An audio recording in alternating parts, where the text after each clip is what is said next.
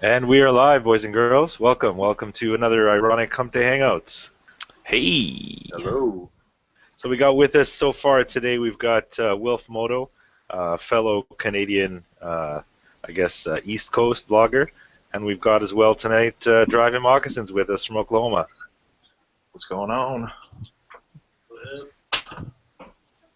How goes it? This is it. Hanging out. So yeah, we were actually just talking about something. We were talking about actually dual vlogs. I want to talk more about that. I haven't done a dual vlog yet.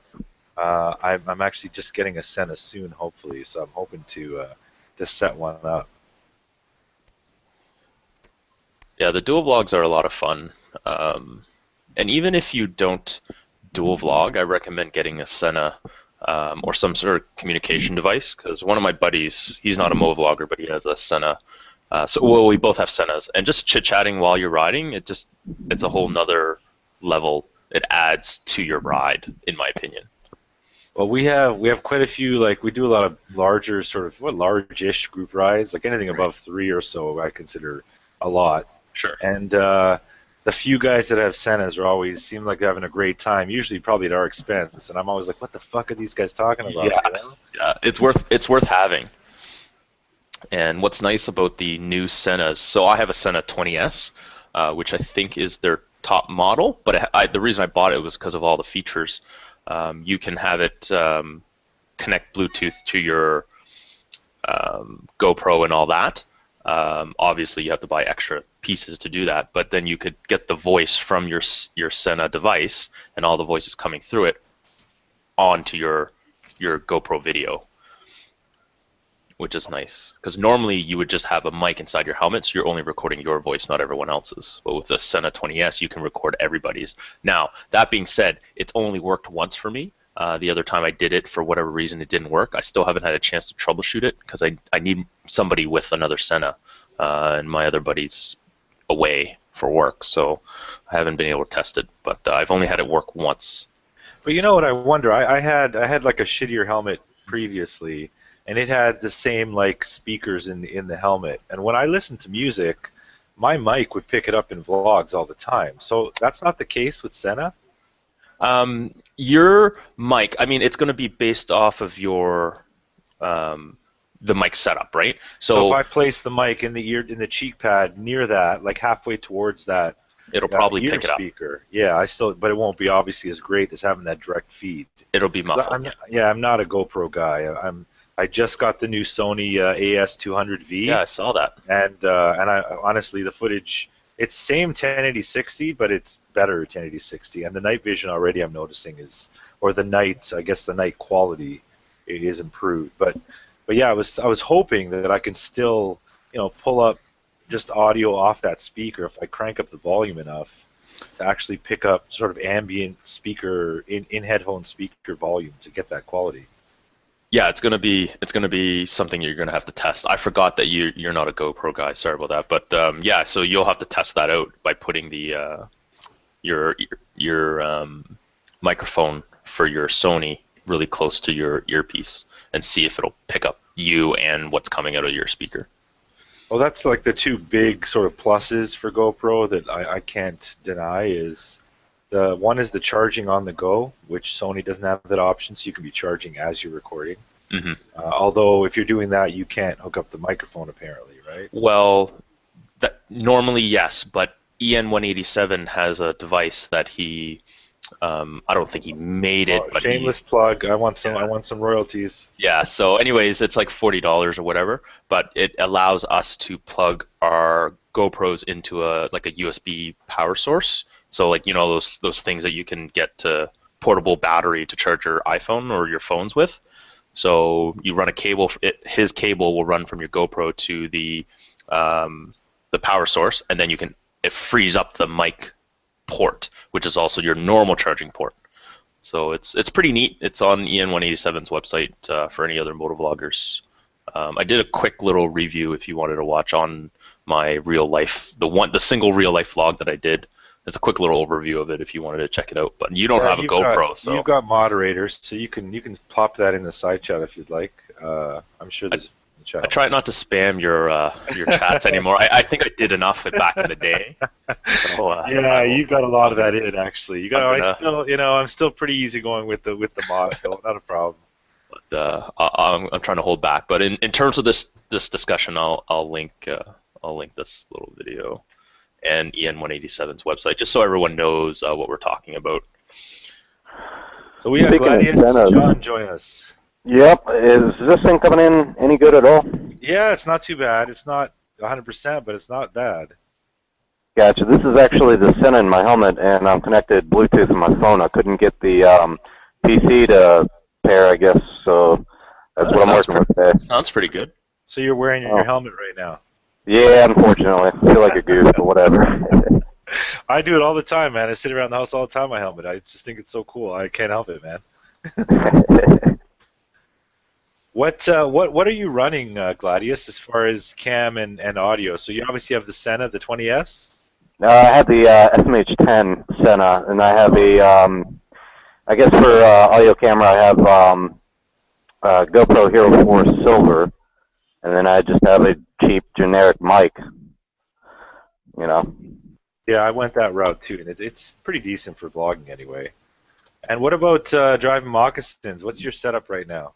I got a GoPro Hero 4 Black, and I'm just using some cheap Chinese knockoff mic from eBay. You guys got high end, man. You're like high end. You're too high end for this chat. Shit, man. No, not some fucking hardware.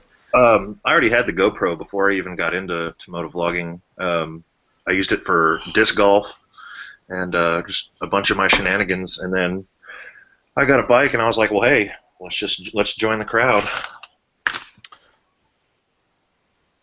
But yeah, I noticed moccasins. You've had some pretty successful hangouts. You got a couple of big names join your hangouts already.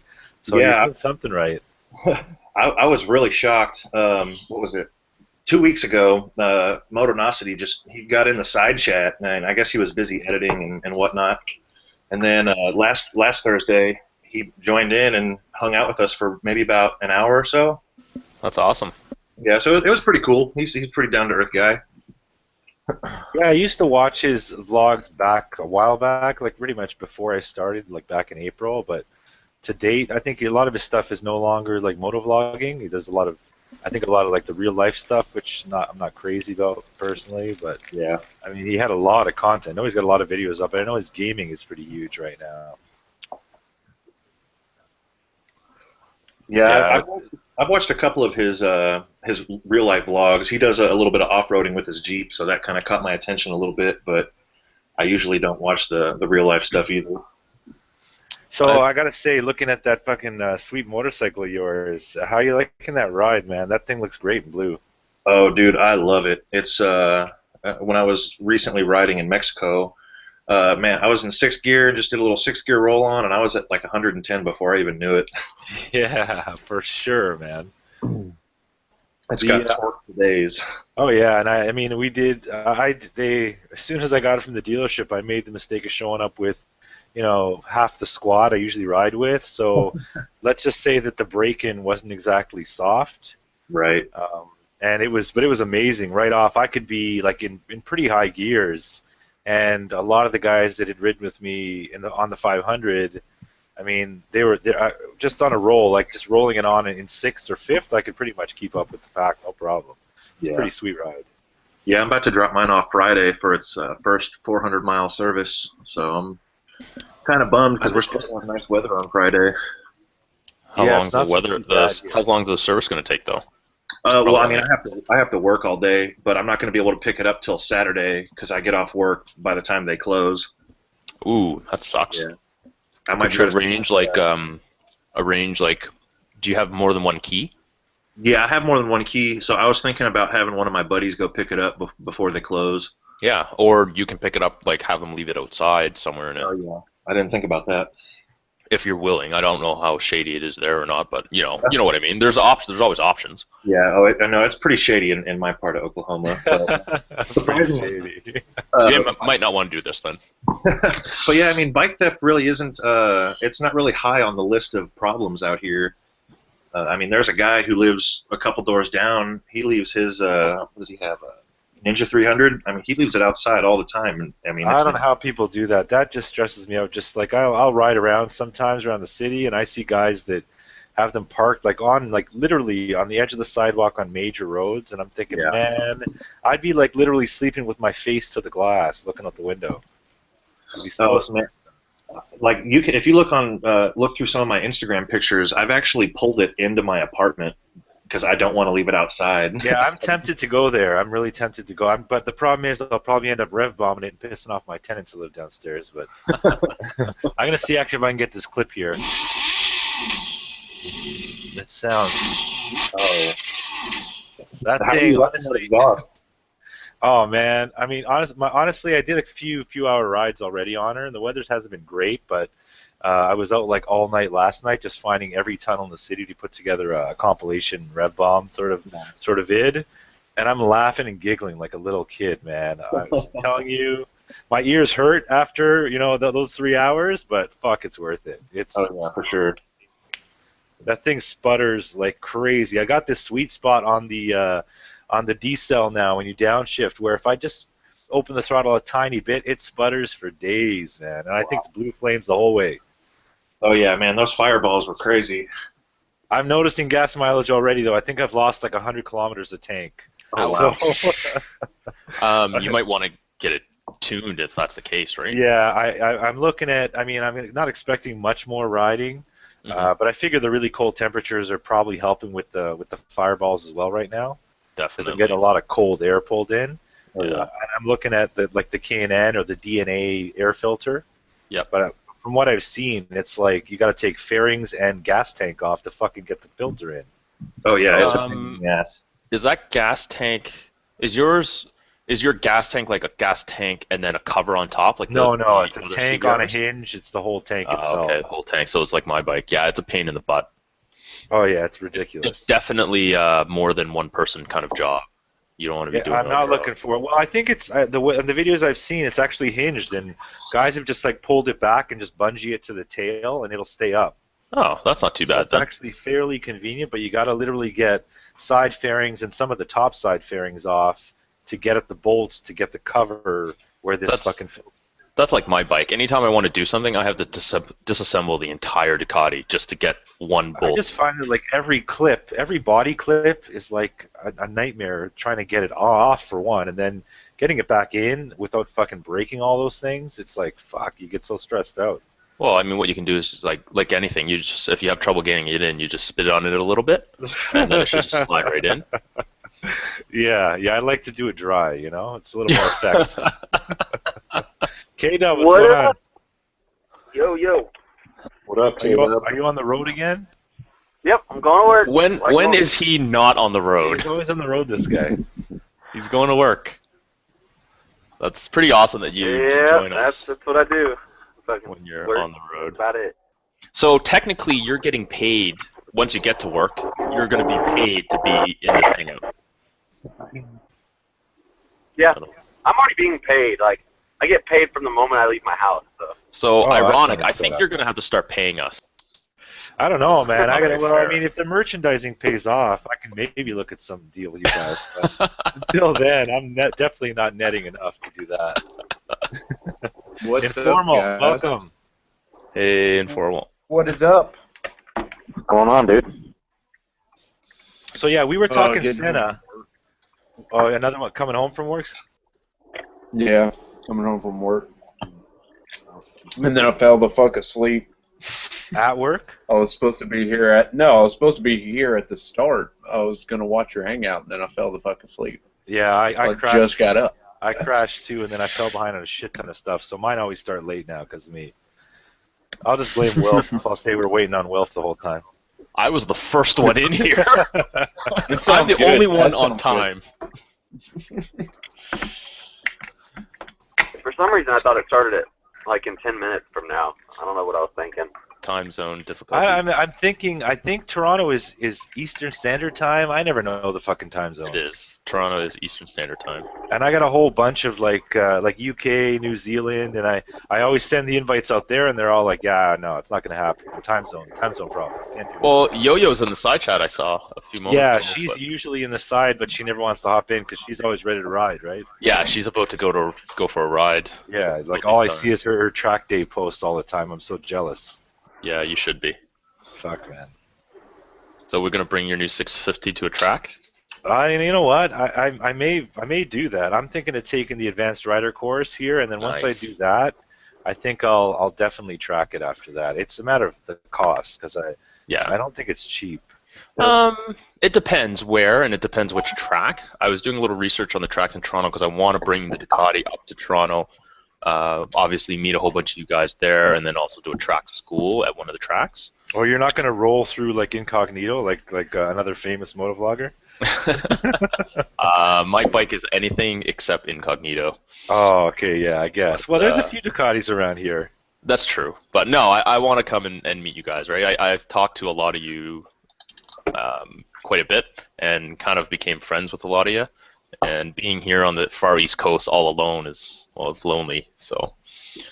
Yeah, you mentioned, I put on Instagram how I'd like to do, I'm going to start off doing a weekly sort of feature of Toronto vloggers because there's so many of us here in our group. Right. And just to sort of get everybody to like, know who the squad is, who the group is. And it was funny when you posted, you're going to post one, and that's your squad. It's just me. I'm a squad of one for motovloggers in Nova Scotia, Canada. What about Gladius? What do you do a lot of group rides out your way? Every now and again when I can get the chance.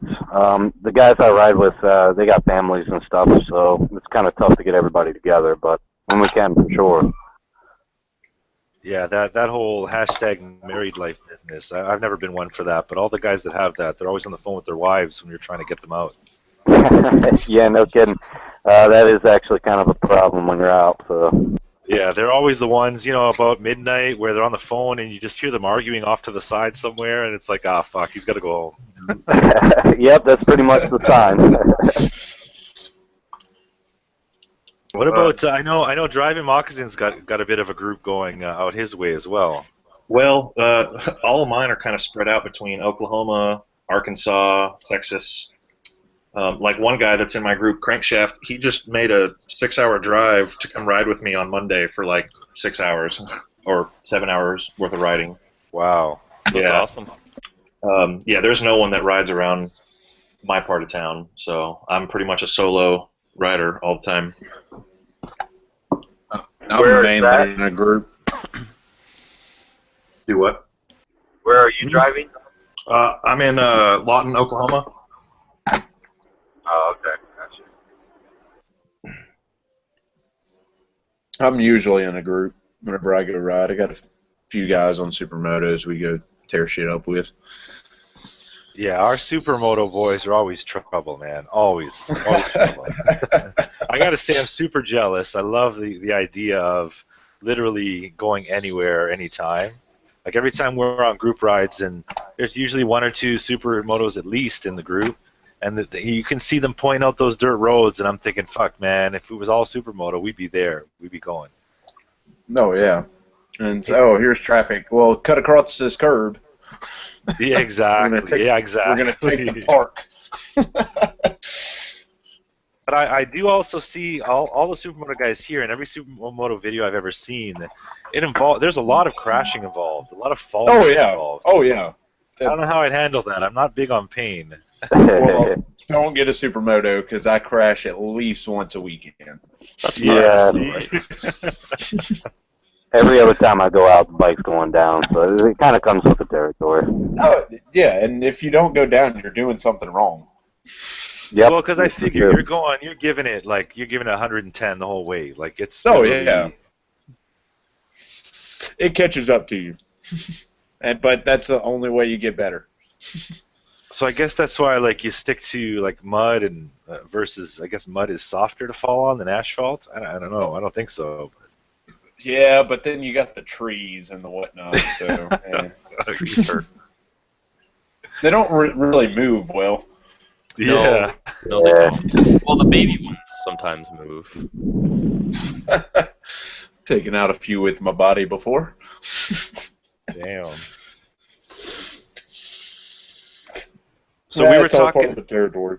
We were talking the Senna 20S, so I thought I had a bit of a deal. I bought a Senna 20S off of actually another motovlogger in the States, and Oh, it did would you have, get goats? yeah. So it would have Nice. saved me, like it would have saved me a few bucks, I thought, over retail here, even with the exchange. It was like, I mean, US to Canadian is ridiculous. I priced it out. It would have saved you because I had first dibs on it. Yeah. It would have saved about $80, I think, or $100, something like that. Yeah, exactly. So yeah, but almost $100. So I got a notice. I crashed out earlier on the couch, and I guess UPS came by the door and put a sticker on the door. And there's $117 duty fees on it. I got to fucking pay. What? Yeah, like what the fuck? I've already paid the full amounts, and we paid shipping. So anyway, I'm working it out. I'm gonna give them a shout and see what the fuck's going on. But You should tell them that it's a used product and it's your buddy just sending it to you. and I even noticed that he posted, which is how like I buy a lot of shit off AliExpress. Yeah. And what they usually do is they put value 0 or 10 cents, and they put Right. gift. Yeah. And that's exactly what was done. Like Goat posted gift on it. Right. And it's amazing. Like, and that's exactly why we're so fucked over here in Canada, because everything that you guys can get down in the States, we have to pay like $100 more minimum plus the exchange rate to fucking get that part up here. That's shit. That sucks. Yeah, I got to start me like a motorcycle parts store or something, man. That'll make me some money. Start making a killing. Yeah, It's we're pretty ridiculous. screwed up in Canada, and our dollar is getting worse, which doesn't help. So is that I only? think- Is that I only? think ours is on the back barrel. What's that? Sorry? Is that only for stuff like going to Canada, or would it be the same if I bought something up there and had it shipped to the States? I think it's both ways. I'm assuming if these are customs charges. I mean, it's hilarious because as long as I've been alive, they talk about free trade, right? America and Canada, it's free trade. It doesn't fucking feel free. No, it's definitely not free. $117 ain't free. I mean, mind you, that's like 50 American, but still.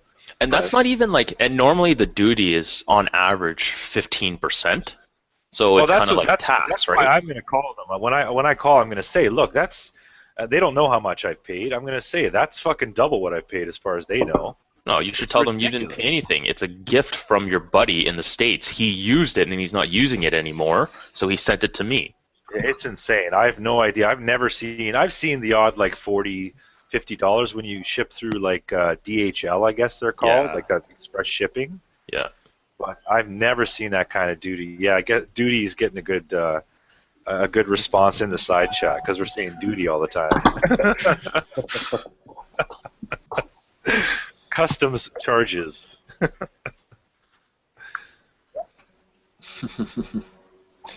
So I guess sorry but not sorry that I passed on the the new scene, the Goatfather Senna. Yeah, exactly. Yeah, you say you wouldn't have saved $100. I'll tell you that much. We'll see how it goes. I'm really not inclined to pay it. I'm gonna find some way around this shit. Yeah. So I mean, it just doesn't seem right to me. No, it's definitely not right. Like even like you could even tell them like brand new this device would cost X amount, and 117 is way more than any taxes. Oh yeah, exactly. I don't know where they're coming from. Can you fight that? I don't know. I'm just going to ask them to review it to see. I mean, at this point, yeah, it's in their possession here. So, I mean, it's paid for by me, so I'm kind of stuck. It's a matter of asking what the fuck the charge is for. Oh, shit. So it's a situation like even if you don't get it, you try to fight it, and they decide, hey, you got to have it. You got to pay it. You have to pay it. Well, yeah, at this point, it'll cost them money to ship back, so I'm sure they're not just going to say, okay, no problem. Oh, we'll keep it. I owe money to a few parties, so one more won't really hurt. We'll be fine. Nah, you'll be all right. The Mounties are going to come get you. That makes me think of GoFundMe, but I did want to mention today, just quickly on a GoFundMe that Do It With Dan. I know he got a lot of shit about his GoFundMes back in the day, but he actually posted one recently for ChaseJasperDown. I guess his dad has cancer, and I just wanted to shout that out. I'm going to put a link in that as well, because I understand he's got some form of cancer, and it's all about the money. I guess at this point, it's curable, but it involves a lot of funds because you guys in the States have like zero health care. Yep. So I am going to post that link, and I do want everyone just to give it a check if you get a chance. Yeah, that healthcare is really ticking me off. Yeah. $400-500 a month, and it doesn't cover jack. It's retarded. Well, if you get hit by a Camaro really early in the year, it's awesome. Because my deductible, out of pocket, everything is paid up. So, like, this is the year to get hurt. I need to hurry up and finish getting hurt before the end of the year. Damn. Like, I went about my thumb, didn't cost me a dime. Went about my wrist, didn't cost me nothing. I found out I had to have surgery on my wrist, and I'm thinking about getting that done this week. But nah, the weather's too nice to go riding. Oh yeah, that'll take you up for a while, so that's for sure. Yeah, like they're just saying, oh, you got to have surgery. You're gonna have problems whenever you get older, because I broke my wrist in January, and I never went to the doctor about it. I hit a dog going like 50 on my bike, and I ended up breaking my wrist. Never went to the doctor. It healed funny, and like through the car accident and follow-up checkups and all that, they found out that it was messed up. So like, hey, this is going to cause you problems down the road. You want to go ahead and get it fixed or what? And I was like, I'm not really worried about it. So maybe I should get that done. I don't know. Well, yeah, definitely. All things are covered, sure, definitely. Yeah. Man. But then that puts me off the bike for so long. Yeah, that'll be. I don't think I can handle that. So I posted on Instagram that I'd be doing a giveaway at 40 likes, and it looks like we're at about 35 so far, which is a record, I think, this quick into it for us. So obviously people like free shit. So I haven't really thought of a question to ask. Everybody likes free shit. I think everybody loves free shit. Sure, why not? I mean, so I figure when we hit that 40 mark, I'll think of some question, or I guess among the group of us, we'll think of a question for the side chat, and first one gets it. So first person to answer the question gets the giveaway? Yeah, and the giveaway, I'm thinking my first giveaway is going to be, I've got my key tags. It's got to be my stuff, unfortunately. So unless Wilf wants to give up free stuff. Yeah, I'll give away stuff for you. There you go. But I don't mind. We'll do my key tags on the first round. If we happen to hit 80 likes, which we'll see, then we'll talk then. All right. Yeah, I can add some stuff for you. I did notice actually on that I've done a bunch of mailings of stickers and stuff, and I've had like some. I guess there's some subs out. I think one is Singapore, one is Belgium, and it's amazing that friggin' postage is pretty pricey to get it out there. Yeah, I just got in contact. Well, someone messaged me for a sticker trade about another motovlogger in the UK, and I didn't realize they were in the UK. And I was like, yeah, I'll do a sticker trade because I'm trying to get my sticker board going. And then I sent him my address, and I asked him for his, and it's in the UK. And I'm like, oh shit, this is gonna cost me an arm and a leg. Oh yeah, that's ridiculous. I don't get it, man. I didn't even think people use. I guess because nobody's using snail mail anymore. Now you pay a premium to actually get those mailmen out of bed. Yeah. That's wild. The last time I did an international sticker, it cost me $1.50. So. I just had one. Well, it's Canadian, but I think to Singapore was $3.80. Well, like $1.50 US is kind of like $5 million Canadian. Yeah, exactly. I sent a sticker out once to Africa, and I had to put 4 stamps on it on the envelope for one fucking sticker. Wow. Damn. I don't really know how you know how much postage. So I think the post office near me is getting pissed off because I'm showing up with like stacks of letters with key tags and not stacks, but a few. And she keeps looking at me funny, like, you again? And I'm like, yeah, I need postage for these, and so she's got to weigh them all, and I let her decide on this postage. I don't know what to put on there. It's like it might as well be its own math. There's like a special math involved. Oh, so we already have some answers to the question that wasn't asked in the side chat. The answer is vagina. The answer is 42, and the answer is always 42. The answer is always 42.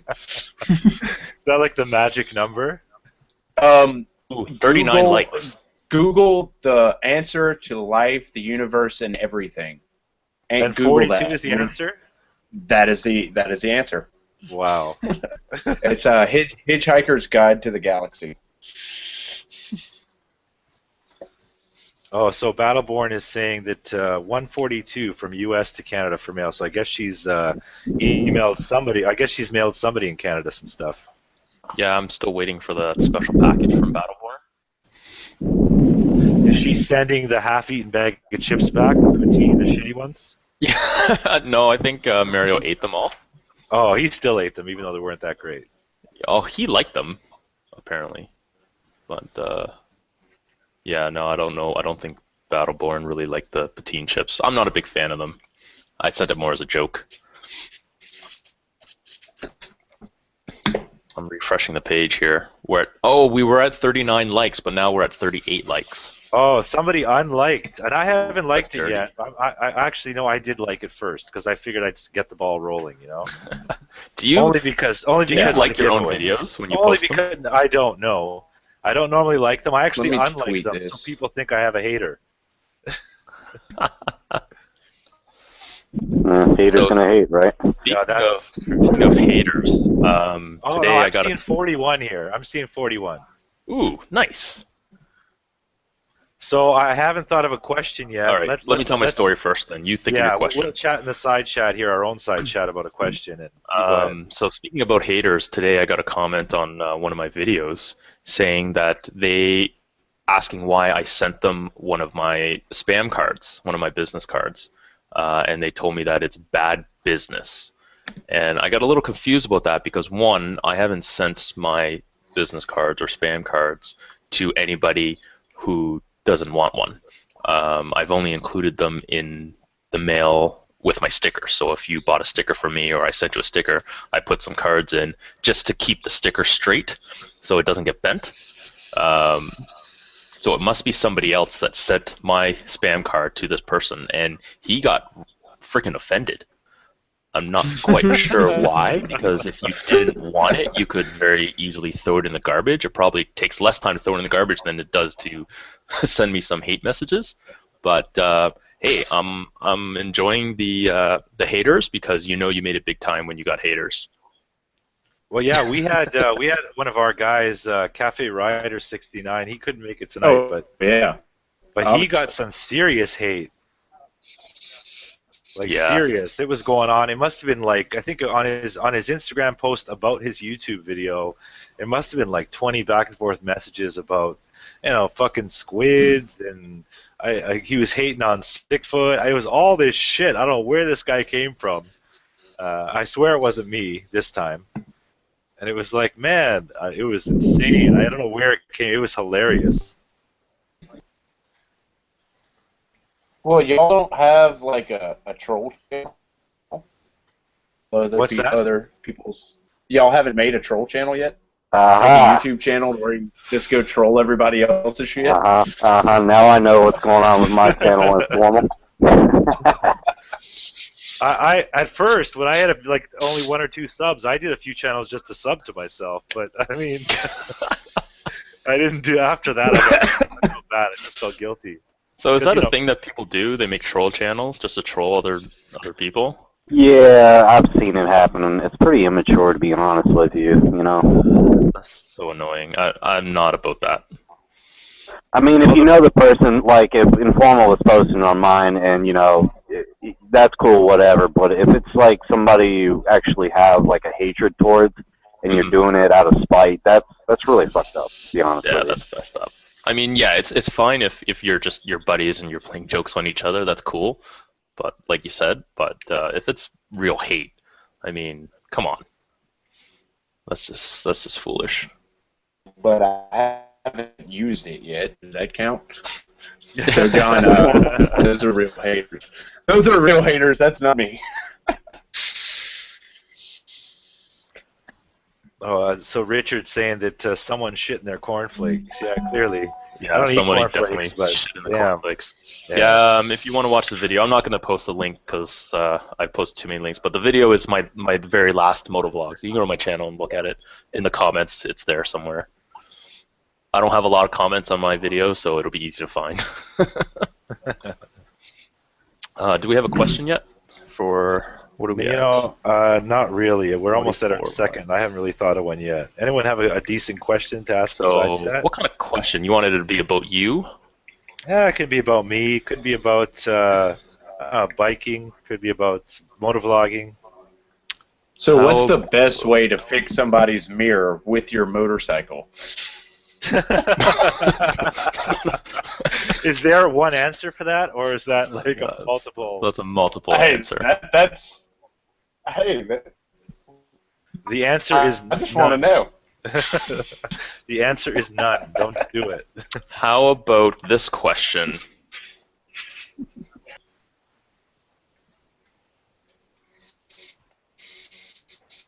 Alright, I type slow.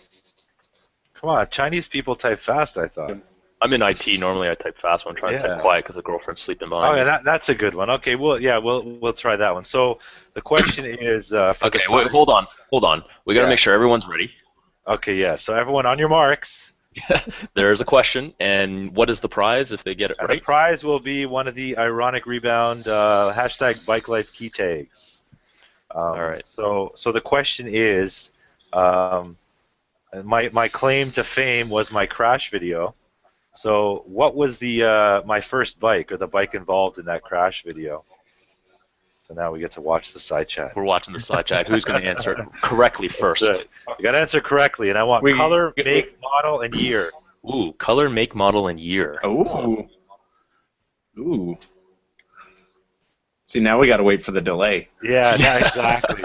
So now we got to just talk. Oh, I got someone who's already got the make and model. Yeah, you need make, model, color, and year, guys. Make, model, color, and year. Quick, everybody go watch this crash video. Oh, okay. Yeah, exactly. That's the one video I'm sure at least every one of my subs has watched. That's the only one I know. Oh, we almost got one. Almost. The year is off. Oh, he corrected it. Is that the right year? No, that's not. Oh, that's a different person. Yeah, that's a different person. So we're very close.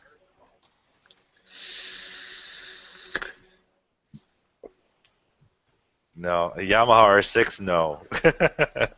No, I don't recommend that for first bike, but it is like the cookie cutter motovlogger's first bike of choice, I guess.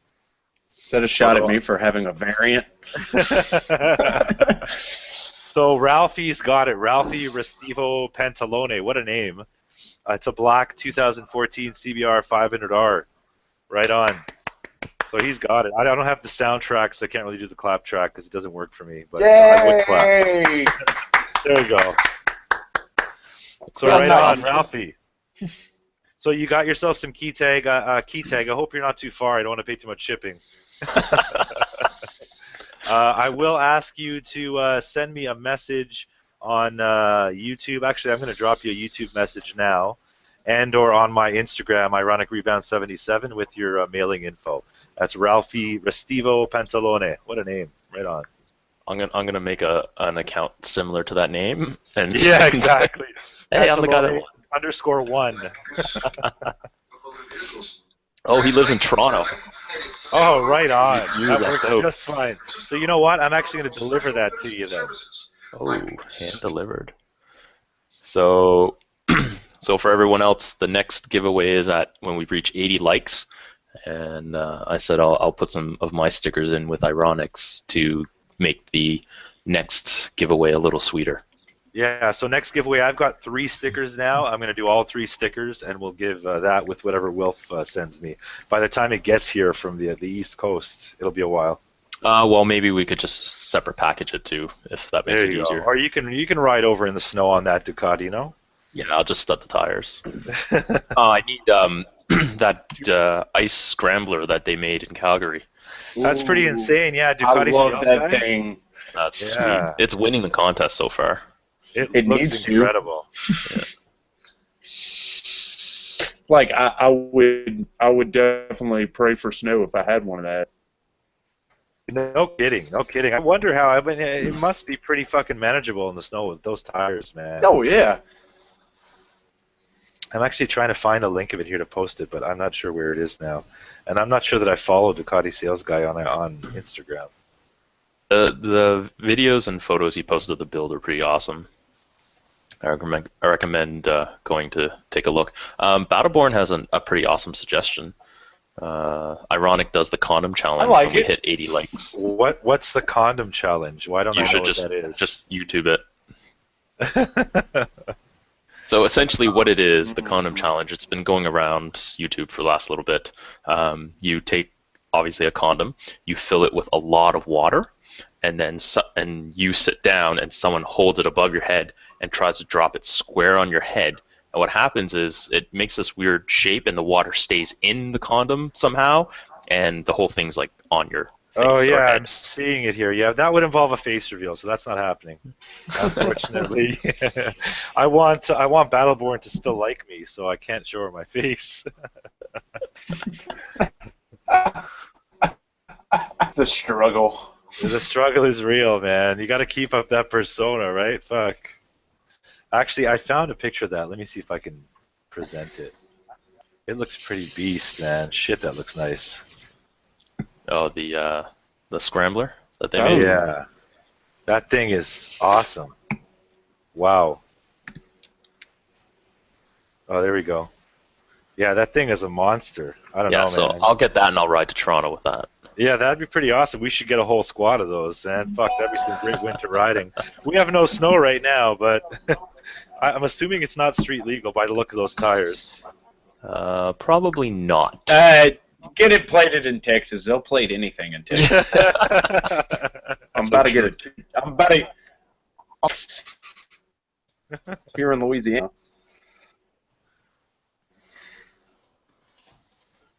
Yeah, so I can't do the condom challenge, but maybe Wilf will do it because Wilf he's face revealed already. That's not.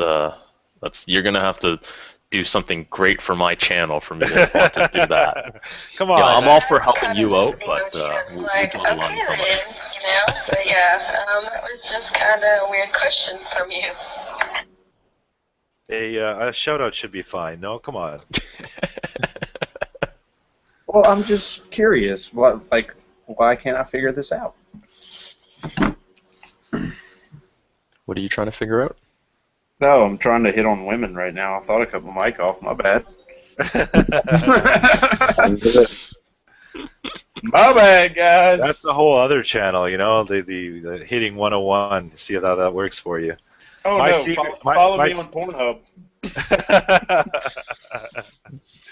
I have my one secret is just keep the helmet on and the visor down. You're okay. Oh, I can't hide this moneymaker. I'm a beautiful man. Have you face revealed yet? How many of us here have done the face reveal? Me. So I did my face reveal from a hospital bed. Oh, really? So I guess you can. I obviously didn't watch that one. Oh, that's way back when. But Okay. that's back in March. Like, I didn't plan on doing face reveal, and then went a couple months after that, and then remembered that I uploaded a video from the hospital. So I guess this is pointless. I haven't done an official face reveal, but on my Instagram, if you scroll way back, there's a picture of me that I still haven't taken down. I probably will once I get a little bit more bigger, but When I started motovlogging, I just used my personal Instagram and it already has my face on it. So I was like, screw it. Yeah. No face reveal. It's all there. I know there's a few guys that have they've used their personal Instagrams, their faces are out there. But it's funny because even then, I know A Nation was saying how even then, the people would be like, "Are you gonna face reveal?" It's like, just go to my Instagram. It's all over there. I guess they want the official video. Until you release that YouTube video, then it's not official. You know, it's still you haven't officially face revealed. What about Gladius? I don't think you've shown your face yet, have you? Oh yeah, plenty of times. All over my Hangouts. Oh, the Hangouts. Okay, I've missed one of my first videos back in the beginning of the season. I was doing a how-to or something like that, and there it was, and I was like, fuck it, and ever since then, every other, maybe 10 videos or so, you'll see it. So it's not really a big deal to me. I don't know. I wish you'd go back to hiding it because the reflection off of your forehead is killing It's so I do have a particular reflection. This is true. It like hypnotizes me, and I start doing like almost traded my bike for a freaking DR. Well, I was thinking about that. Like, I just did the install of that Acro exhaust on my bike, and I started by recording some of it, and then I realized I was such a fucking noob, and it took me so long to do everything that I was like, this is just too embarrassing. I can't fucking post that I have no mechanical skills. Because it literally took me like 6.5. Well, there was a lot of breaks in between, but like 6.5 hours to fucking install this thing. And I was like, oh my god. I thought even if I fast forward this, it's going to be over three hours of footage. It's ridiculous. You should do like just a time lapse. I would have to lose like 90% of the footage where I was literally just fucking scratching my head because I had no idea. No, leave that in there. That's how I do it. I make myself look like a super tech. All I do is just cut. There you go. That's how it's done. And it really took me like 5 hours. I was just glad I didn't have any extra bolts left over because the last time I took the fairings off the 500, when I put stuff back, I had like 3 bolts left in my head, and I'm like, oh fuck, what's gonna happen now? That's probably why you crashed. Yeah, don't completely why you crashed. Don't tell the insurance company that. I'm gonna have to edit that out now. Yeah, I don't know what you're talking about. Exactly. I don't know who that is. I'm not sure who IronicRebound is in real life. I don't know that man. Yeah, I've never seen his face before. Me neither. There you go. There you go. Can't Exactly. prove that it's him. That's right. Facial recognition. Make believe. Hey, Gladius. Yo. I'm still waiting for my tolls to come in through the mail for Texas. Because I'm thinking my little trick worked. If you wheelie past the cameras, they can't get your license plate. I'm assuming they didn't get it because I haven't got any in the mail. I don't know. I think it takes a couple weeks, so cross your fingers for another week or so, maybe. But that would work if they can't get your plate, If I do get some, I'll get some pretty sweet pictures, though. Dude, that would be the most epic thing. You should post that on Instagram when you get it. I will if I get one. But I'm thinking my license plate was low enough they didn't catch it. Yeah, probably not. So we've got a few questions in the side chat. I've kind of been glancing over them. I grouped them up for you. Oh, you did? Good. Oh, wow. So this is great having you here. So yeah, I guess Luke Plays Q has got a few. He's a Q means question. Oh, there you go. Oh, my bad. Sorry. I don't know this Chinese code of yours, man. I don't know what's going on.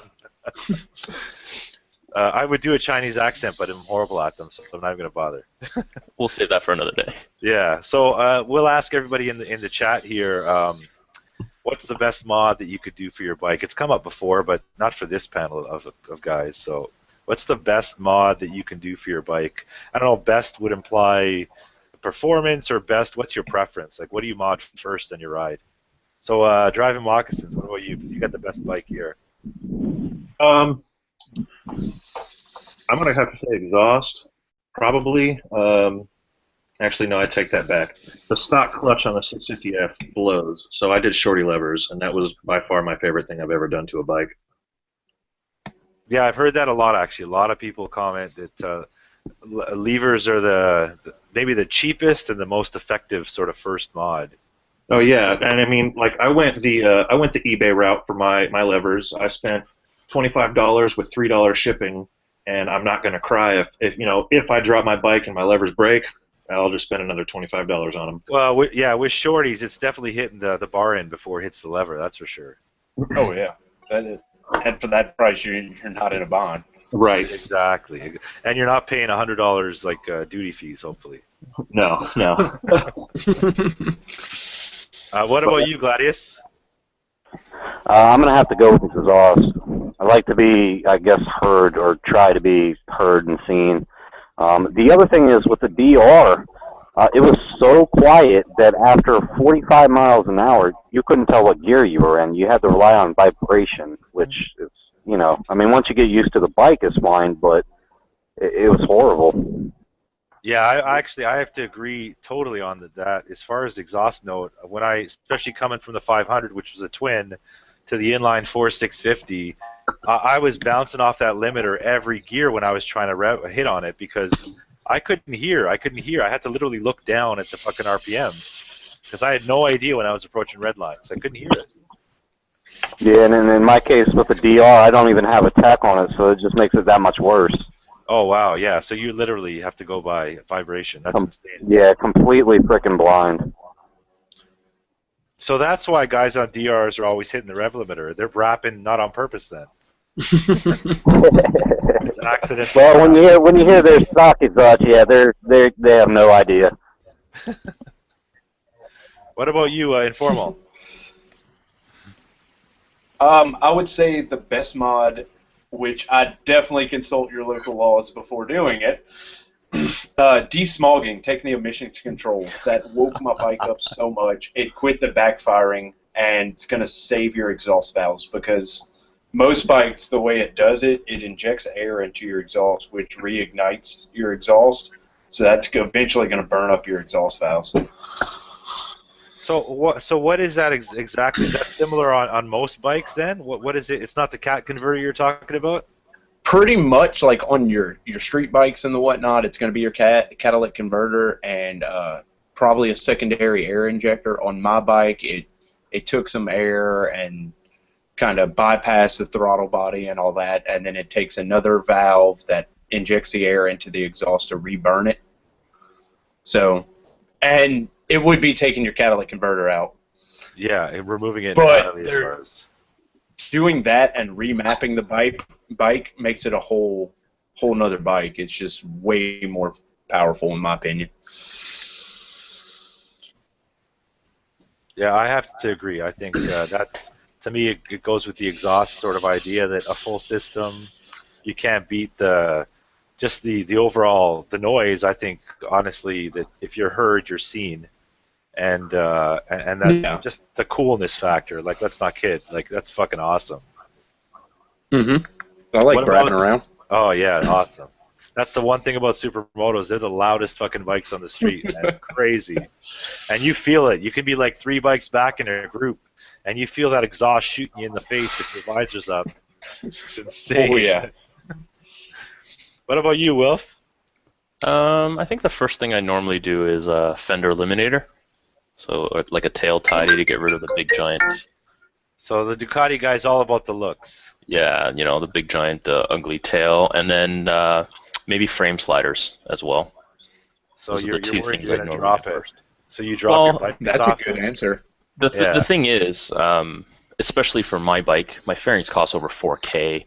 My frame, if I get a scratch on my frame, insurance will total the bike because a new frame is the cost of a bike. Shit. So right. So it's one of those things where it made sense to do it. Why not spend $80 on frame sliders? Yeah, that's true. Definitely. That's a good mod. Yeah, I didn't have them on the 500, and I was proud to say initially that I hadn't dropped the bike in like 15,000 K, but I mean I ended up crashing it. But I have to agree, a lot of people, first-time riders, it seems like that stop drop is a commonplace sort of accident. Yeah, and frame sliders will save you your mirrors, save your bar ends, save your levers. Yeah, save a lot of things. It helps. Yeah. Yeah. Well, I mean, you didn't crash your bike; someone hit you. So. Well, yeah. Well, no, I ran into him. There's no doubt about that. But he did get in front of me. Yeah. Yeah. You weren't at fault there. I don't think you were at fault. So we got another question here, again by Luke Plays. Plasti dip or paint? I guess rattle can. Has anyone done like custom paint on their bikes in the chat here? I've done custom paint for other things, but it depends what you're painting, right? I mean, that question is kind of vague, but if you're painting just, I mean, your fairings, Plasti Dip is a great product because you can remove it. If you don't like it, you peel it off, and your original finish is fine. So I would say Plasti Dip. Yeah, I gotta go with that too. Only because the convenience of it. I think honestly, it protects your fairings quite a bit. I'm just gonna mute moccasins because I was just about to. Yeah. So it's a quick and easy way to do like a color change because I wanted the flat black in my bike but they don't have it in Canada. And I've always liked the idea of a white bike, which they don't make in Canada either for the 650. So it's a pretty quick, just one-stop fix. And honestly, as far as a do-it-yourself, it's almost a no-brainer. It's pretty easy to make it look good. So I would say Plasti Dip all the way, especially if you're new at it. I Plasti Dipped my windscreen on the inside, and it took me all of like 5 minutes, and I think it looks pretty badass compared to the stock clear. So I would say definitely if it's a do-it-yourself project and you're not like a professional painter with the whole shop set up, Plasti Dip's the way to go. That's interesting. So you say you Plasti dipped the underside of your windscreen on your bike? Yeah. So the stock is clear, and I wanted a smoke one, so I Plasti dipped on the inside. I figured the outside it's gonna get eventually stone chipped. That's a great fucking idea, and I'm stealing that. Oh yeah, it's awesome. You can go any color you want, really. But yeah, the black looks sweet. It looks awesome, and it honestly changed the look of the bike pretty drastically for such a small, like, $9 can of fucking Plasti Dip. Yeah, that's an awesome idea. I love that. Hey, Ironic, have you thought about taking all the stock decals off your bike? Yeah, they're coming off for sure. It's just a matter of when. I'm kind of riding and editing, but I'm definitely coming off. Well, I looked at the CBR logo on the bottom fairing. It looks like it would come off pretty easy, but on mine, the Honda logo on the tank looks like it was actually clear coated in. Yeah, that Honda does that, I think, on all their bikes on the tank. So I've actually seen guys they'll wet sand the clear coat off in that section, which, I mean, it's doable. Yeah. But then you have to worry about applying clear coat again, or else you're gonna fuck the tank up. Right. So the tank on Hondas, I think that's a standard. Like, you know what? Screw you. You got to keep Honda on there. But at that, and I noticed the fairings for sure, they came off the 500 pretty easy. Yeah. The ones that didn't come off that easy were the ones that are on the. They're not on the swing arm. They were on the swing arm of the 500, but they're on some of the swing arm braces, and those are a bit of a bitch because you take them off and all the adhesive stays on. But honestly, WD-40 the whole way takes that stuff off with no problem. Yeah, I was looking to see if any companies made a cooler looking chain guard than what we have now, and to much avail, I couldn't find any. Yeah, I'm really impressed by the swing arm and having the hugger, the tire hugger on. But you're right, that the actual chain guard looks pretty bare bones. So you've seen the carbon fiber hugger that they make, but you have to use that crappy black chain guard with it. Yeah, that to me just doesn't seem worth it then, you need the whole thing cleaned up. Yeah. So yeah, our side chat's picking up. We got Goatfathers joined us, A Nation. We've got Harmageddon just joined us as well, our local troublemaker hooligan. People. Yeah, he makes most of my videos only because he's always causing shit. I need to go look into him if he's a hooligan. Oh, definitely. Yeah, he's got a few videos out there. He's one of our newer squad members, but his shit is pretty hilarious. So he's definitely gonna make a name for himself. So we have another question, I believe. I like drunkards downtown. That's gonna be an interesting. Watch later. And that's not clickbait. There are a lot of drunk people in that video. So Good. I'm excited now.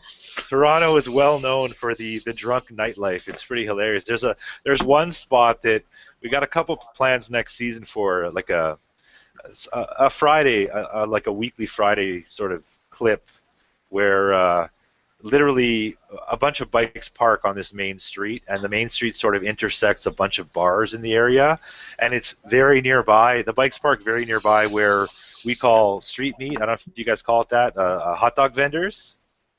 And as people leave the bars, our last call is 2 a.m., 3 a.m. As everyone leaves the bar, it's like a massive exodus of drunk people to the one hot dog vendor. And the amount of people tripping and falling, and the amount of drunk guys hitting on drunk girls, and people, piggybacking each other. It's just a fucking shitstorm. Honestly, it's going to be a great session. In Halifax, we have what we call called Pizza Corner. So there's like 3 or 4 pizza shops right on this one corner, and there's some hot dog stands and a couple poutine places. Oh, really? So poutine on the street? Yeah, well, no, it's not on the street. It's an actual shop, but they stay open until 4 a.m. so that all the drunk people come out. They all go to this corner, they get their food, then they go home. So they all stay open pretty late. Well, we call it Pizza Corner. Yeah, I mean, that's if you want to get drunkards, that's where you go. They're all they make so much money though, right? Because it's just a flurry of people that are intoxicated and they need food, and that's where they go. And I mean, the food tastes great. Well, I mean, I've only had it when I'm drunk, so I don't really know if it is actually good. But when I'm drunk and I'm eating it, it tastes good. It tastes great. Yeah, exactly. Yeah. That's the first thing that comes up. I got to do something like that. Go put a freaking hot dog stand outside the bars over here. I'd make a killing. I'm telling you, I know the permits are pretty steep, but the guys that I've seen, like all along, some of our major, like King Street, Queen Street, the main downtown roads, they are non-stop. People are lined up like crazy. And who knows, man, when you're wasted, you probably hand out a 20 instead of a $2. I mean, it's fucking insane the amount of money they must make. So we got Honda Revs join us. Welcome. It's another, actually, Canada motovlogger. He's not quite Toronto, but we consider him part of the Toronto squad, I guess, now. Well, I got a few guys in the side chat that have the invites. I just want to make sure that they know. I think A Nation Goat, you have the link. So does Armageddon. So if you guys want to check your WhatsApp, your DMs, your various social media messaging. A Nation said he's going to work in a few minutes. He said he's too good for this chat. Yeah, I banned him for all his spamming. I had to take him out. So. And yeah, Battleborn, apparently she only does A Nation's Hangouts now, so I don't know, I must have done something wrong. I think I hit on her a little too much, I knew I was being a little too forward, but, I couldn't help myself.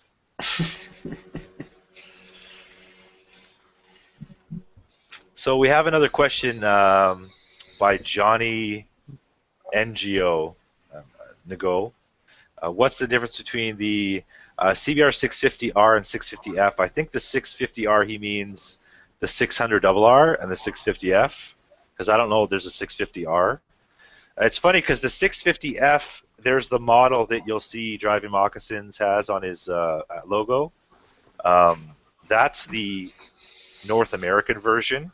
The F, I think, in UK is actually a naked version, which looks pretty badass. It looks a lot like, kind of like the naked Kawasaki 1000, the ZX-10R, I think it is. Ooh. So it looks pretty beast. That's a good-looking bike. It's pretty mean. What's up, guys? How's it going, man? What about you? Good. Welcome, Goatfather, as well, to the channel. Hey, Ironic. Thank you. Appreciate it. I kind of heard a little bit. I was in the other room for a second. So he was wondering about the CB650R. Yeah, and the CB. I know, like, they have the naked version of our bike, which is the CB 650F, and then ours is the CBR 650F. So maybe that's what he was thinking. Okay, maybe that's right. Because I haven't seen the CB 650F in Canada. I don't think that we have that here. No, we don't have them in Canada or U.S. They're pretty much like Thailand. Brazil has them. Yeah, they look pretty badass. They look pretty sweet. And I think it's pretty much the same bike, except it just does not have like the side and front fairing. It's the same. Yeah, it's exact same motor and everything. They take off the front fairing, and the one by the headlight's a little bit different also. And I don't think they have a windscreen. Yeah, no, there's no windscreen that I saw either. It looks pretty sweet. And as far as the difference between the 600RR and the 650F, again, I think as far as I understand it, the 650F is a bit of a newer motor, but they're both like a similar platformed inline four. From what I understand, they use the terms like detuned, which I mean, I'm not a mechanic or mechanically inclined, but as I understand it, it's pretty much a very different red line, very different power band, but it's technically the same inline four motor. I got to say I'm happy with the power band as it is. I've actually gone toe to toe with the double R. And from the line, the F takes it. Yeah. Just very soon after, once you get to 8,000, the double R starts kicking in, and the double R's got an extra, I think, 1,500 on the first gear alone. So that's when they start to pull away a little bit. But they really need quite a bit of road to get a double R moving. Yeah, see, and that's what I like about the 650F is it's a very even power band. So you're not getting hit with all that power, come 8,000 RPMs like the RR. R6. Exactly, that's right. You don't really have that same sort of throw you back mid sort of throttle. Is it a twin or is it 4-cylinder? It's a 4. It's an inline 4. They're not scary though. Not at all. No, honestly, not at all. It's like I would say if I had the funds then and I had known then what I know now, it might have been a great first bike. They're more expensive, and insurance in Canada is going to be more of a bitch. But as far as the States, you guys are laughing for insurance. So lucky. Yeah, but I guess that's why you have no health care, because you don't pay insurance or as much taxes as we do. So I don't know. I'm okay with that. Well, rub some dirt on it. You don't need to go to the hospital. Until you shit, that's fine, right? I thought about getting a double R, and I was quoting my insurance company, and for my 650F, I'm paying $98 a month for full coverage. But if I got the double R, it was going to be like $279 a month for full coverage. Yeah. So of course my mind was made up just with that. I'm not trying to pay $300 a month for insurance on a bike. No, I pay $300 for full coverage on my truck. Yeah. Yeah, that's for us here. That's just pretty fucking annoying. I wish we had that option. I'm paying mad money on my insurance. Yeah, what did you say you're paying? You're paying quite a bit. $415. And that's Canadian dollars, mind you, but that's for a 500, which and that's honestly it's not like a massive bike. You can get into trouble, but I mean. Is that per month? Yeah, that's per month. Yeah, that's what you guys pay in a year, and we pay that for the fucking month. Yeah, I've got both the bikes on full coverage, and I'm paying $76 a month US. Jesus. Wow. Yeah. My red bike that I had, I was paying $6 a month, but that was just liability.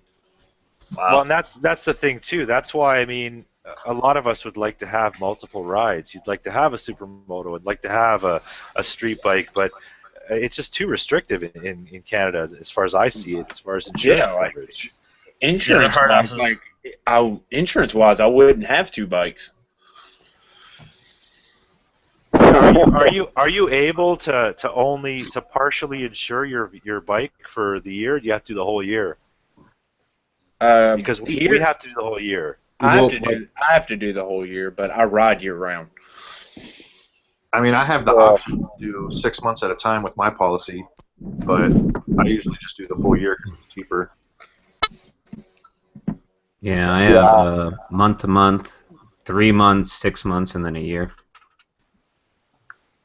Yeah. I used to pay $2,400 a year for insurance for my Ducati, and now I only pay I think $700 or $800 a year. Which is pretty good as far as Canada goes. Yeah, exactly. It's expensive, but I mean, you have to look at the bike as well too, right? And I was young at the time. And they really get us as well on your postal code, obviously where you live. I guess as far as theft ratings and things like that, and accidents. But from what I've heard as well, is that because there's been a bit of an influx of older riders, I guess people getting into the sport, younger and older, the more riders that are out there, it's generally brought up our rates here, which to me doesn't make sense. I think it would lower them, but I guess because there's more risk, more liability for these companies to justify an increase, it's pretty insane. And most companies, year to year, you would think there's some loyalty and it drops. Most companies will try and bump you up every year, no matter what you do. If I lived in Toronto, it'd be like $150 cheaper. Really? That's hard to believe because we got double your population, no? That's what I was saying. It's like double the population, crazy roads, and they're saying it's like $150 cheaper. Yeah, so it's pretty random. Like I mean, even when I first shopped around back in April for the 500, depending on the company, I got anywhere from $3,000 a year to $1,500 a year to no way we won't touch it. You're a new rider. It's just so random. There's no. I think every platform of our politicians here has been regulating insurance somehow, and nobody's fucking done it, of course, because they're all in cahoots, I guess. So we're at, I think we're at, what, 65 likes. So yeah, again, 65. At 80 likes, we've got another giveaway coming. I need to tweet it again. I'm going to spam the shit out of Twitter. This is when Llama's multiple spam accounts come in handy for us. Oh, yeah. I forgot to log into the other ones.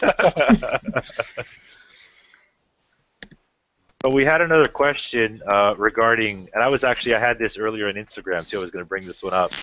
The question specifically was asked regarding, did y'all ever get off a ticket for speeding with a warning? But my question was broader than that, really, that I got earlier was, if you have a good story as far as a run-in with the police that you've had, because I'm sure all of us have had at least one so far. I've never been pulled over, knock on wood. Never. Never. So, and I'm a hooligan. So they figure they can't follow you on dirt, so fuck that. All right, we'll let him do what he wants. I've been stopped 3 times when on my Ducati, and every single time the officer says, "I only stopped you because I wanted to check your bike out." Ooh, fancy. So, did you say "fuck you, asshole"? Take off? I said, sure, because normally they say, they have a bike too, blah blah blah. So we just shoot the shit, and the whole time I'm just like, you know what? Honestly, I really don't care because you're not giving me a ticket. I am a happy camper. So what if they say, I want to ride it? Can I give it for a ride? What are you going to say? Yeah, sure. Yeah. If I can drive the cop car, then yes, you can ride my Ducati. And shoot the shotgun. Shoot the shotgun in there. Yeah, while driving. Out the window, I'm shooting signs. and being able to post it on Instagram and YouTube. Yes, I will vlog that if that would happen. I'm going to turn my life around, but not today. I'm driving in a stolen cop car. Talk about 1 million views overnight. Stolen cop car. Yeah, that's clickbait, man, if I ever heard it. That's for sure, man.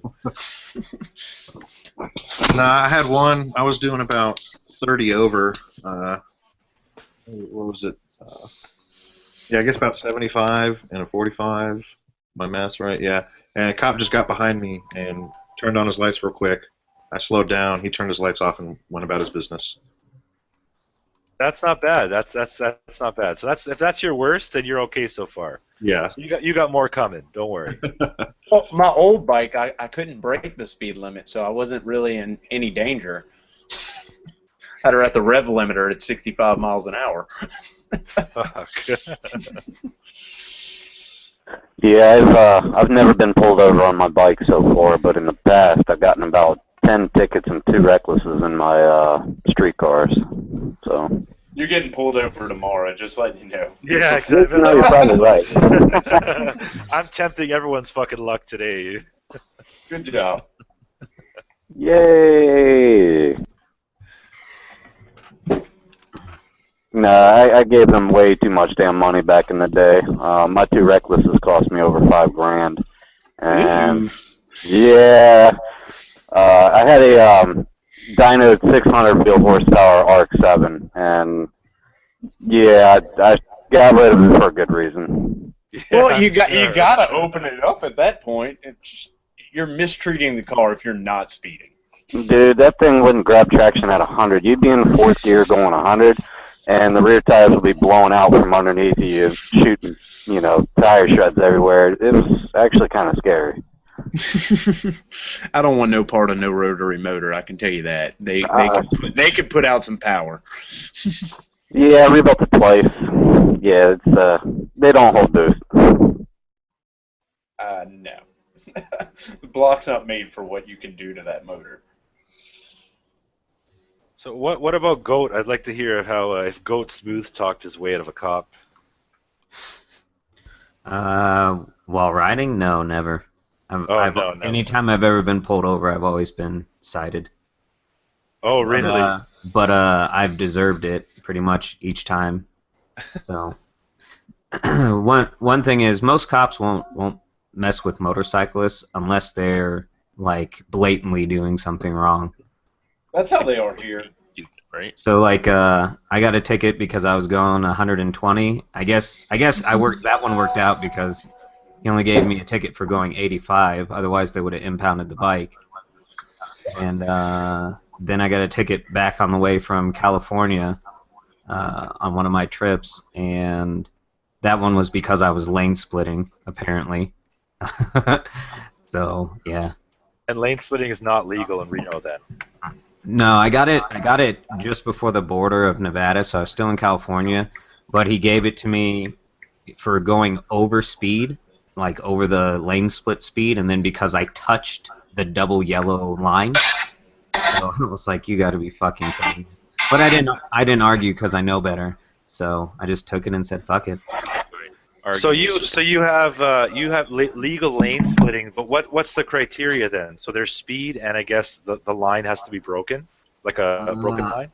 I don't know California's lane splitting laws by heart, to be honest. Okay, but so there's no lane splitting in Reno. Not in Nevada, no. Oh, okay. But I do it all the time. I lane split past a fucking highway patrol guy today. That was nice. Gave him a little nod and kept going. I'm like, he can't do anything. He's not getting out of this. And then I think I was following the same highway patrol guy today when I was coming home. So it's pretty interesting because they all have different vehicles and stuff. And it's very rare to see the like 4x4 truck ones. And that's the one I lane split past. And then sure enough, on the way home, I was following one. I actually was doing like 90 and flew up behind him and was like, oh, dude, that's highway patrol. I better slow the fuck down. See, I'll filter forward. It's not legal here, but I'll filter at a red light. That's about it. Yeah, I will if it's a deep red light. If it's like 8 cars deep and I won't make the light, I'll filter. I do it too, even though it's legal. I'll do it just so I don't get rear-ended, because my mirrors, I can't see backwards. So your mirrors don't work as mirrors? My mirrors, they're for me changing lanes. Last time I got rear-ended, I couldn't see, and it worked out good. We're going to keep it going. I've had similar where I actually posted a recent sort of vid where the first clip is it was a couple of cars side by side and I was behind the car in the right hand lane and I split to get in front of the car on the left and I was speeding at least 40 kilometers over to do that, but the car that I split in front of all of a sudden accelerated to get on my ass, which he obviously didn't keep up very long. But then as I looked forward, a cop steps out from the intersection and starts waving down, and I thought, oh, it's for me. So I pulled up right next to him, and the cop waved me by and shaking his head, saying, no, no, no, and pointed at the car instead. So the car got pulled over, and he waved me through. So I think I got to agree that unless you're like being a real fucking dickhead on the road, that I think most cops will agree that you should be traveling faster than the cars around you for your own safety. And I've literally I've filtered and split, usually along like parked cars and a lane of actual moving cars, right by motorcycle cops, right by bicycle cops, right by cruisers, and I've never even had them look twice at me. We've even done it in groups. Oh, is it? That's it. It's in our law that we're supposed to drive at least 5 kilometers over the speed limit. So. Okay, yeah, that I wasn't aware, but that's good to know. But 5 kilometers is like 0.1 miles, so it doesn't mean nothing in the States. Yeah, exactly. I was talking to a state trooper here in Oklahoma, and he was telling me that usually if we're doing about 10 to 15 over the pace of traffic, they usually won't pull you over. So if the pace of traffic's already doing 10 to 15 over, I mean, they said that as long as you're not really driving like an asshole, like you were saying, they usually won't mess with you out here. Well, yeah, and that's what I've noticed too. Like our highway speed is 100 kilometers, most highways, and almost everyone, like a cafe saying, almost everyone's doing 120. So that means we can do 130, 140, and I typically do 150 to 160 on every highway. And I've never, I know it'll usually be the case. No, man. Come on. 160 is a starting point. Come on. Hey, let's settle down. Let's settle down. This is a recorded chat, okay? Oh, yeah. But sure, that was me and Pimmy or something. I don't know. Yeah, that must have been you. That definitely wasn't me. I would never go more than 160 is my limit, man. Mind you, my third gear tops out at 202, or 208. So, I mean, that's trouble waiting to happen. But I've noticed that usually I'll be speeding up and catch up on a cop on the highway and realize, oh shit, that's a cruiser. And we have a lot of cops on the highway that are usually in regular cars. You usually notice the antenna, or you notice like the cage in the back, but they're typically on the roof. Yeah, exactly. That's right. So I've never had. I was pulled over once on the 500.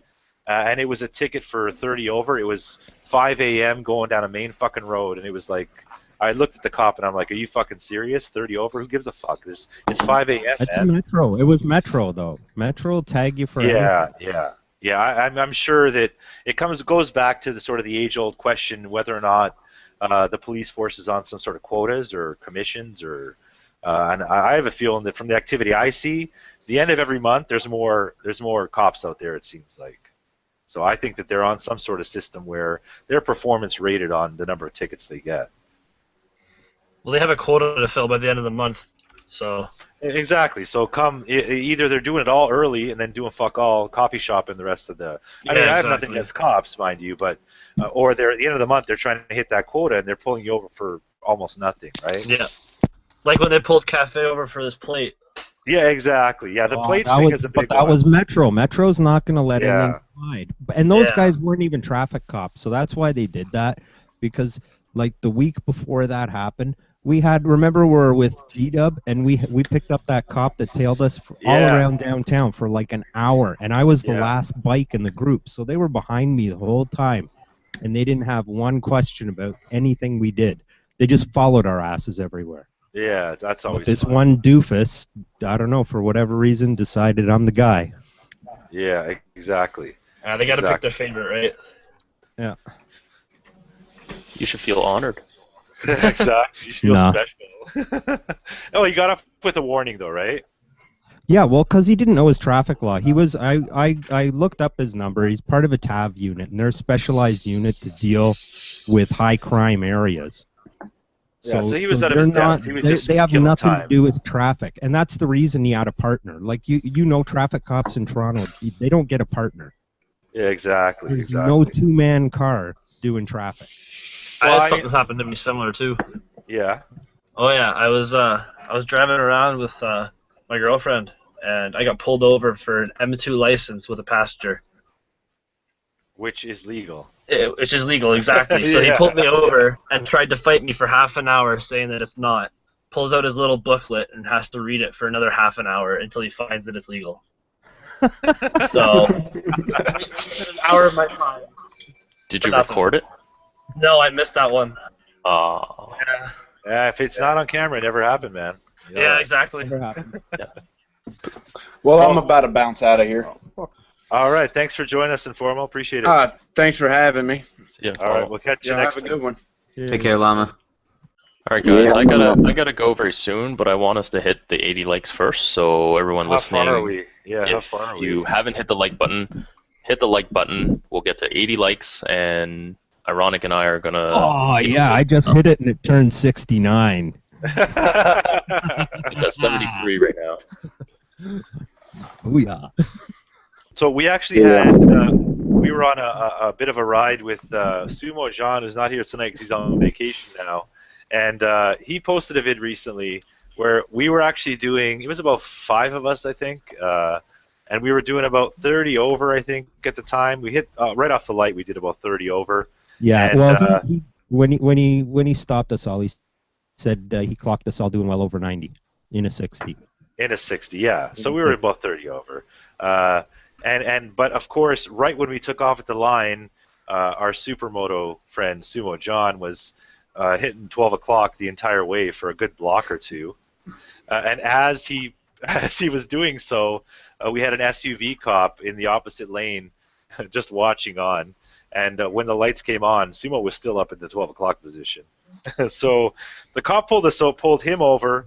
We had another cop come and intercept us further up down the road, actually stop in the lane in front of us. And again, the usual response we get is, "Oh, I'm surprised you guys stopped." So I don't know. I mean, it makes me wonder if we should run sometimes, but he got off with a warning after all that, and that would have been a serious, would have been 6 demerits, towing his bike, I think impound for 7 days, and 6 demerits here would mean a guy his age wouldn't get insurance on his car or motorcycle for a while. So I mean, honestly, there are some decent guys out there, and again, it's a matter, I think, the mood they're in and how much of a douchebag you're being. Just gotta get lucky too. Yeah, exactly. 76 likes. That worked. We're getting there. Yeah, we're getting Oh, there. I've refreshed your page and I get an ad. Oh yeah, I've noticed that a few times. They get the ad. I must be hit over doing the monetization business. Yeah, sorry about that. I think we had another question here. I'm trying to look. I think you posted it too. No, I think that's it. Yeah, oh, we got one in the side chat right now. If you run. Real quick, I gotta help the wife get the kids to bed, so I'm gonna bounce. All right. Take care, Gladius. Thanks for joining us. Appreciate it. Okay, yeah. It was, take care, man. IT dude 2W, whatever his question. If you run and they cannot catch you, can they do anything if they have your plate number? They probably could. Funny you say that because when we got stopped the other week, there was 3 SUVs that were within minutes on the scene, and one of them had a plate scanner on the roof. And I have a friend that works for that same police force, and he told me all about that system. It can scan up to 10,000 plates in a minute and memorize them, decipher them, and run the owner and their driver record. But the question remains, if they don't stop you, then what's to say that someone is on your motorcycle at the time? Because the ticket is for you, not for the vehicle, right? So if they don't actually stop you, are they showing up at your house and saying, "Hey, you were doing this at that time," and you say, "No, sorry, I wasn't. I was fucking my girlfriend at the time. Here, ask her." You know what I mean? Like, how do they prove that? Yeah. Yeah, there's no video proof. So the onus is on them to prove it, but they can still charge you, right? Then you have to go to court. Exactly. Fuck they your day can up. file the charge, and then you have to fight it. It's just like he was also telling me whenever they do their roundups in the parks at night harassing the kids smoking weed, what they do is they charge them with the weight of everything. That includes the bong. So they may have like 2 grams of weed, but you throw that half-pound bong with the water in it. With the water in it. Right? And now they have to fight a much bigger charge. Yeah, trafficking, exactly. Trafficking versus just use, That's insane. Yeah. But, I mean, he was telling me they also have to be real pricks for them to do that, too. Otherwise, it just goes, Well, I don't know. I'm assuming that... tell your mom and dad. Yeah, no kidding. I'm assuming U.S. Highway Patrol is pretty high tech as well, so I'm sure they have similar technology involved. They would have to. Sorry, go ahead, Goat. Oh no, I was just gonna add into that. It's a good reason why you don't let people borrow your bike or your cars. Well, yeah, that's a good point. Definitely. Yeah, our highway patrol in Oklahoma, they actually have a couple helicopters that'll fly around, and every so often on the highway there's a marker. They can calculate from the time you pass one till you reach the next how fast you're going, and radio to a unit up ahead, and they'll pull you over. We have that. There's at least one location in Toronto I know has that along our Highway 7, where yeah they have the chevrons marked, like the arrows marked on the roadway, and apparently yeah there's biplanes of some sort that the police are using, and they use those markers to calculate your speed. And Yeah. I guess in most cases they radio ahead, or I guess they dispatch police on that. Yep. OPP does that all along the 400 series highways, and they target a certain area every week. Yeah, same thing with the radar systems. It's very similar. Well, I noticed our big thing here as well, and I got one ticket which I thought was our red light cameras. I don't know if they have those in the States, but Oh yeah, we we got them. yeah, we've got an increasing number of, and they're talking about doing it across the city with these red light cameras. That, and they're talking about police video footage for their testimony, so the police no longer has to show up to the court date, which is one of the ways a lot of us get out of the ticket, is you postpone the date and maybe the cop doesn't show up and then it's dismissed. And they're trying to change legislation so that the officer can submit a video sort of testimonial, and that's used in court the day you go to court. So the cop no longer has to take a day off work to come to court. He now just sends in his video, and you're fucked. See, that shouldn't be allowed. I got one, and you know I have the right to face my accuser, and I went in with my lawyer, and we were just kind of doing it to see if we could get through with it, and then they brought the officer, I guess, who filed the ticket, and my lawyer said something like, "Well, this isn't the guy that took the picture. We want to see the camera. We want to see the camera that took the picture." They wouldn't bring the camera into court, so they ended up dismissing the ticket. Nice. Yeah, and that's exactly why this. If they pass the legislation that the video testimonial will stand in lieu of the officer being present, then we're waiving that right, which I'm sure is slightly different in our legislation, but the right is there currently that you need the opportunity to plead your case, and you need obviously you need the state to have someone there to represent them. Thank goodness. Yes, yeah. I don't agree with, like, if a camera's taking a picture, how is an officer involved in that? Which they all irritate me.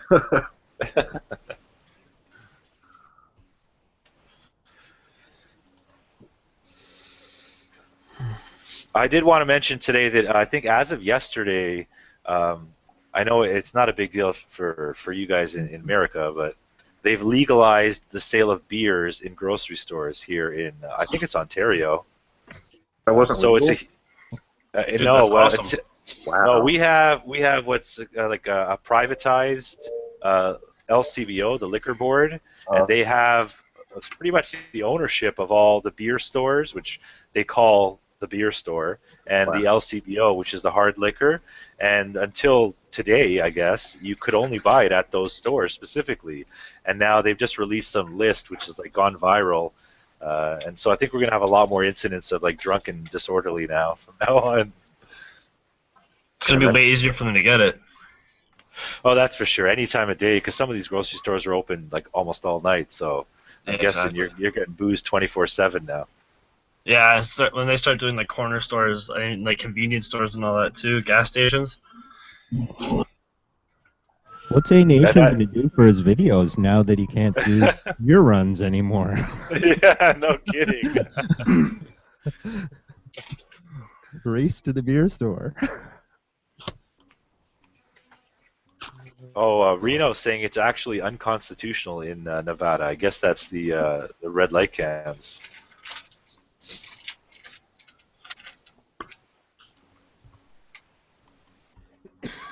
Yeah, I know some states have them, some don't. Like in my part of town, I don't have any, but you go about 90 miles north to Oklahoma City, and they have them up there. Don't want to be down to one vehicle on the weekend because it's, you know, some errands, things to run. And we're all listening into whoever's got their mic on. I was like, what the heck is that?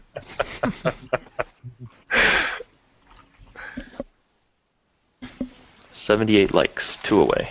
78. So we got 2 more, and then we got a whack of stickers to give out. And yeah, I was gonna say, yeah, he's right, because in Nevada, there's quite a few things in Nevada that are different than most states, which is actually pretty cool. But in Nevada, an officer actually has to be behind the equipment physically. That makes sense to me. And honestly, I think that there's some analysts doing studies on the fact that the cameras are costing more to maintain than it's generating revenue. So obviously, they've admitted it's a revenue generator. They're looking for a revenue stream. Well, we do have cameras, though. We have cameras at most major sections, but they're not per se for traffic enforcement. So maybe for accident follow-up, I guess. Yeah, stuff like that, quote unquote.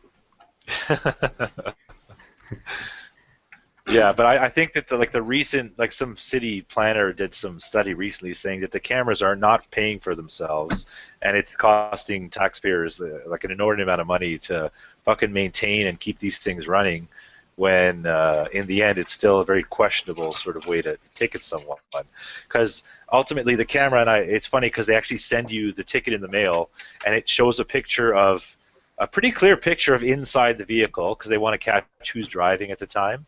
But the owner of the vehicle is the one that gets the ticket. At the time I was actually driving my dad's truck, and he got the ticket, and he's like, what the fuck, they got you in my truck. And it actually tells you how many seconds the light was red when you passed the white line and entered the intersection.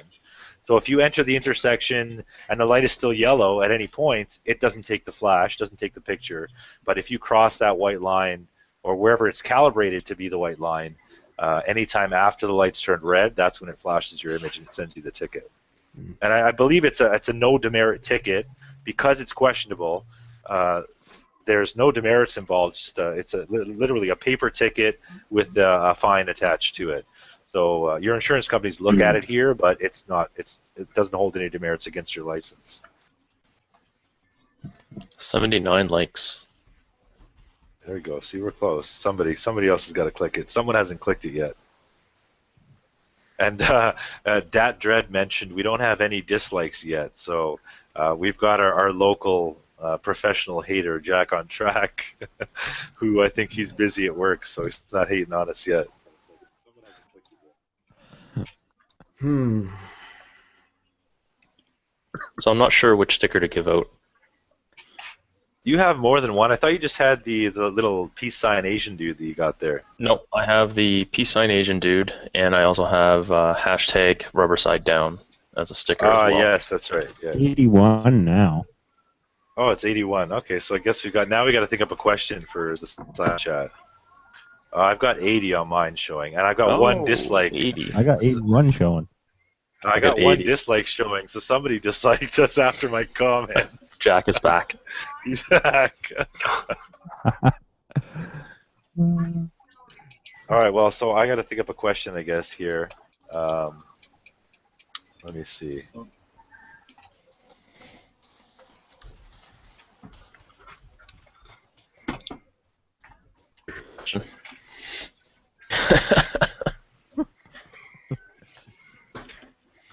I had someone ask, and I want to touch on this too, tinted visors versus dark smoke visors. And I've had both, mind you. I guess it depends on the make of the manufacturer, but they're both tinted equally in my opinion. The tinted and the mirrored visor, they both have the same darkness to them, I notice. And in my case, I don't know, some people swear that it's okay. As far as nighttime riding with a tinted visor of any sort, I think you're asking for problems. Unless you're in a very well-lit city, city like downtown lit area, it's visibility is extremely compromised. Most of the guys I know that wear them, and if you're on some back roads, they've got to have the visor at least half cracked open to see through the thing, and that's got to be even worse than fucking having the thing closed. You get hit in the eye with a fucking bug in the middle of the night, you're fucked. So I just want to get that out there because that's my opinion of it anyway. I agree with that. Yeah. Yeah, for sure. I hate this time of year because I'll go out in the afternoon and it's, you know, I got the dark visor on, and by the time we get back, it's like pitch black outside, and I just can't see squat. I'm just riding the roads based on memory, which is not a good thing. Yeah, that's fucked. I mean, it's bad enough that you really got road conditions. Unless you're like mid-season, road conditions are spotty all around. So if you can't keep your eye on that shit and you're out there, it's just it's a fucking accident waiting to happen as far as I'm concerned. Well, you were there, right? They yeah. Sumo got pulled over. It's like we're out in the middle of nowhere. Soon as and you guys stick me in the lead. We're out your way. You know your way around. We finally get somewhere I recognize. All of a sudden the pace just goes through the roof, and you guys are all like, I don't know where the fuck he's going. It's foggy. It's dark. I can't see. Oh yeah, honestly, and that just sketches me out. I can't. If you're worrying about the fact that you can't see, then how much of your any skill or ability you have is now focused on that versus, you know, trying to ride safe and ride smart. Well, and then you were beside me at one point, and there was Buddy behind us. I can't remember his name on the 636, and I don't know his headlight. We kept seeing that blue and pink or red flash. Yeah, or whatever, I thought and for sure we were the cops were on us. down. Yeah, I thought over and over. I thought cops were on us. I didn't slow down, mind you, but. Oh, that's Two-Wheel Samurai. Yeah, Two-Wheel Samurai. That's right. Exactly. Did you find a question yet? No, I'm trying to look through to see what I can ask here. I don't know.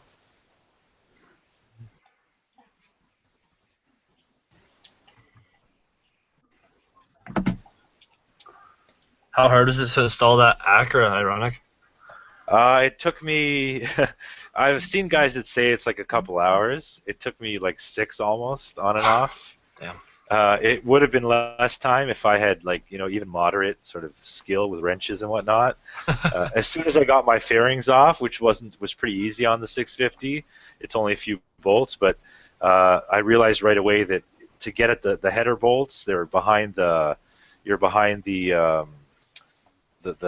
rad, the cooling radiator. So I didn't have like enough extension. I had to buy an extension and one of those little angle fucking socket things to get in there. So that was like the first half hour. I'm like, fuck, I got to go to the store now. So I was lucky I have a car that I could do that, or else I wouldn't be. I'd be riding there with no fucking exhaust if it was the case. But other than that, like getting it on, it's pretty straightforward. It's not too bad. The instructions that came with it, I looked at it like 3 times, just the final sort of buttoning up of stuff, but it's not too bad at all. Getting the old ones off is a lot easier than putting the new one on. But I was going to do like a quick review on it just to point out some of the sort of the hiccups I had, but I would definitely recommend people doing it themselves because I'm sure it'll cost a few $100 to get it done. It doesn't make any sense. Like, it's just a waste of money. That thing sounds good, though. Was it a straight bolt-on? Like, did everything line up right, or did you have to... Well, no, because where the 4 pipes turn into 2, they're actually not welded. So you kind of got to position those first based on the original exhaust. And then other than that, it's pretty much, it's like custom. It's literally to size. You're bolting it right in. There's only 2 bolts underneath, and there's 8 bolts holding the 4 pipes into the block. It's just the biggest bitch is getting the shit like bolted back onto the block, like squeezing your hands in there. And they have those odd sort of spring clips that hold the pipes together. Just getting those in, it's just a little awkward, but it's a pretty decent system, pretty straightforward. And yeah, the sound is. Actually, one of the hardest parts was getting the baffle out of the fucking muffler. That thing is wedged in there so tight, you literally have to... I had a thick pry bar. You have to put it in the back opening of the muffler and hammer out from the inside. You have to hammer out the fucking... the baffle that's in there because it's wedged in there so tight. But yeah, it was... Honestly, I'm glad I did it. I'm definitely glad I did it. And now my ears are paying the price. I've definitely lost some hearing already since then. How's the power level now, though? You know what? I think it's hard to tell because I'm just, I'm hitting the fucking throttle so often. Yeah. But I get the impression I've lost some low end. I've Oh, lost really? some initial takeoff. I think something to do with back pressure. I don't know. I don't know how the mechanics work of it, like the physics of it. Yeah, that's probably because you need dyno tune now. Yeah, you might want to jet it and get it tuned. Yeah, that's what the plan I think is in. Get it. Yeah, got to map it. I think that's the plan for spring, is to definitely at least get it. I'm thinking of Power Commander. I don't know how it works. We'll figure something out, but it definitely needs some tuning since then. Yeah, because if it's a full system, it's got to work with the whole thing now. So. I figure, okay, you know what I'll do? I'll ask, since, again, my claim to fame is the crash, I'm going to ask the side chat. I want everyone to get ready. We're going to ask the question now. This is for Wilf. Wilf is going to offer up one sticker. How many are you giving away? I'm going to give away all three of mine. You're giving away all three. Yeah, I've got the IR logo, I've got the IronicRebound, and I've got the just recently completed by Custom Cut Canada, the I Ride Watch for Motorcycle sticker, which is like my foray into the car market. Stick it on every car I can see. I'm actually thinking of making a video. Every car that fucks me over is going to get that spam stuck to his bumper. Nice. Because honestly, or maybe right on the fucking windshield. Because we got to do something to fight back. So yeah, I'm giving away all three stickers. All right, I'll tell you what. I'll give away one of each of mine. So one of my mini-me's and one of my #RubberSideDown. Maybe we should do 2 questions and 2 people can win. One person can win one, and one can win. It took me like 10 minutes to find one. Well, I have a question for mine, so I'll do it great. separate. Okay. If you're okay with that. I'm good with that. Yeah. So my question is going to be, my crash, my CBR 500 crash. The date of the crash, the month, the day, the year.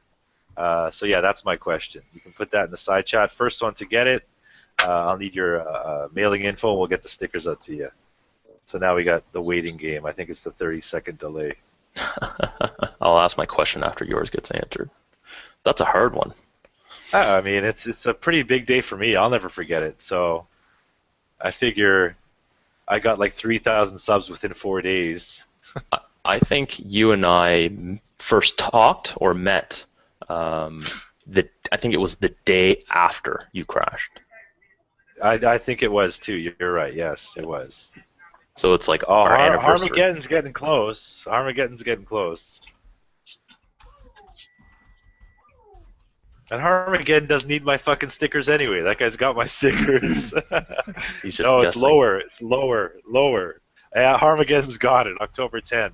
Oh, but he has the wrong year, actually. He has the wrong year. So we've got October 10, but we've got the wrong year. Because 205 was a long time ago. Now he's got the wrong fucking date and the right year. No, Reno Redline's got it wrong. He's got October 13. No, it wasn't the 13th. Cafe Riders got the fucking win. I'm going to give it to Psycho Moto. Psycho Moto, October 10th. Oh, no, wrong year, brother. Fuck, wrong year. I got to give it to Cafe at this point. So, unfortunately, someone else. Now we're going like back in time. I wasn't riding in 2014 or 2013. You're a new rider. I'm a new rider. That's right. That's right. 13, 13, 13, 13. Yeah, that was the date. Yeah, it did happen during one of Reno's monthly hangouts, so it was bad luck for me, that fucking hangout you guys do, Goat. All right, so who won that one? So it's either Cafe or Harmageddon. Harmageddon probably spammed the side chat and couldn't get a message back in. Yeah, now he finally did. So October 10, 2015, I'm going to split it between Harmageddon and Cafe. And Cryo Troll 7000 BC. No, that was definitely, I'm not that old. All right, here's my question for 2 of my stickers. It's going to be similar to your first question, but what year, make, model, and color is my motorcycle? Your current motorcycle? My current motorcycle. What year, make, model, and color is my bike? All right, I'm not going to answer that. I know it, so I won't answer the side chat. You got that, Cafe? Huh? Oh, Harmageddon wants Will's sticker instead. He doesn't want mine. Well, you better answer my question then. 2011 Ducati 848 Evo White. I really don't want to give it to Harmageddon because it's just. Battleborn's got it as well. I already sent Battleborn stickers. Well, there you go. Battleborn, you already got the stickers. Don't be greedy now. Shit. So I guess it goes to Harmageddon. All right, Harmageddon got it first. So I'll send him my stickers there. So I'll send him a mini-me and a hashtag rubberside down. Anybody else want stickers? willphmoto.com. I got to head out because my girlfriend's trying to sleep and I'm keeping her up. Thanks for having me, guys, and talk to you later. Thanks a lot. Appreciate it. See you, Will. See you, Will. Bye-bye. Later. I'm at our 5-minute warning as well. I'm glad we got to the 2 giveaways before we all tied it off anyway. It was great. I want to thank everybody for attending. I'll give everybody a chance to shout out, do whatever you'd like, do a little dance, whatever it is you want to do before we sign out. We'll start with Cafe since he's already chuckling over on the side there. I got nothing to say. I was still laughing at my hater. He blocked me. Yeah, we mentioned your hater earlier, actually. It came up. Did you? Yeah, your psychotic, like, massive hate. I don't know, man. That guy really does not like you. I don't get it. Oh, well, whatever. All right, driving moccasins. How about you? I just want to say thanks for having me, man. I've been following you for a while. You and another local guy from Dallas were kind of what got me into motovlogging, and I told you your review is what convinced me to get that bike. So yeah, thanks for having me. I'm gonna do a shameless plug. I'm having a hangout tomorrow at 9 p.m. Central Time, so 10 p.m. your time. If anyone wants to come check it out, that'd be awesome. Right on. Thank you. Go. You're up next. Son of a bitch. As always, Ironic, thank you very much for having me. Sorry I didn't say very much tonight. Kind of just sitting back listening to you guys chit-chat, which was totally cool with me. I want to thank everybody in the side chat for tuning in and supporting Ironic's channel and supporting the giveaway. We really appreciate that, guys. That's what keeps things like that going. So thank you guys very, very much for doing that. Make sure you guys tune in next week for another IronicRebound hangout. And, yeah, thanks again for having me. All right, thank you. What about you, Honda Revs? I just want to say thanks for having me, man. I know I joined kind of late, but thanks for the invite. I'll definitely be in next week if you're up for it. But I appreciate it, brother. All right, thanks a lot, guys. I want to thank everyone else who joined the chat earlier and had to step away. I'm going to link all you guys in the description as well. Thanks, as always, to the side chat, and we'll keep in touch. And thanks a lot. Take it easy, guys.